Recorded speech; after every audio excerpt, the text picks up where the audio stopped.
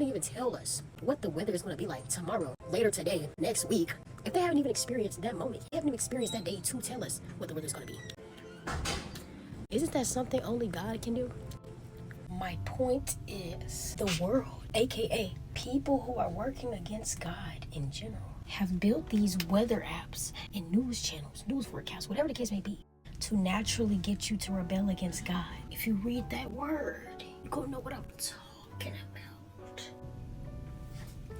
God literally says who the ruler of this world is. So with that being said, everything of this world is literally the exact opposite of God. And who is the opposite of God?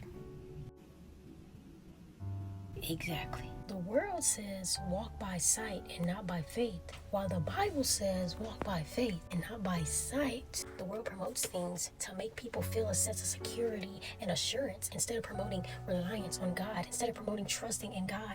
Not to mention, the world focuses solely on future events, while God literally sits there and tells us, do not worry about tomorrow, for tomorrow will worry about itself. And then God says, do not boast about tomorrow, for you do not know what tomorrow may bring. And then, not to mention, the world literally pushes its agenda to be quick to check the weather, to be quick to check the news, to see the latest updates, instead of pushing the agenda to be quick to check in with God.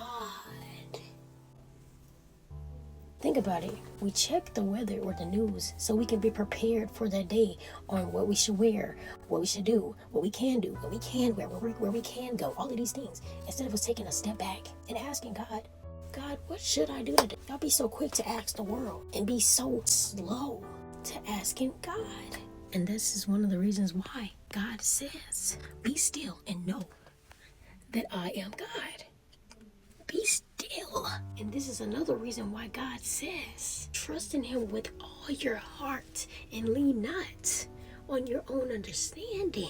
God didn't say these things to make you feel good or to force you to do what he wants you to do. No. God said these things to protect us from this present evil world we live in. And he let us know these things to prevent us from worrying, from stressing, or from doubting, because we can place all of that in him and trust that he's going to fulfill his promise every time. Can you trust in the world like you can trust in God? Stay tuned for my next video.